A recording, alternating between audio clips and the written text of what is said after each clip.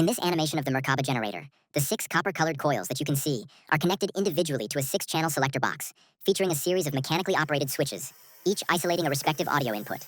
The switches are designed to be switched in succession, allowing for sequential routing of the individual audio signals to a common output, which then feeds into an audio amplifier.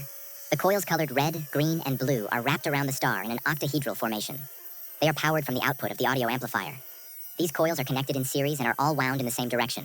They provide the electromagnetic field that drives the spinning of the magnet at the machine's core. The containment design is currently an 80mm 3-part cube. The bottom section has inserted into it a 20mm flat sapphire crystal watch glass, below which is a copper powder resin pellet. The middle section is a cylindrical design with a 3D printed PETG carbon fiber lining. All 3 parts of the core are fastened with nylon bolts to the 6 supports. These are tipped at the ends with custom-made silicone rubber shock absorbers. The signal generated by the magnet itself spinning is picked up by the 6 small coils. The faster the magnet hears itself spinning, the faster it wants to spin. I assume because it is trapped in an audio feedback loop.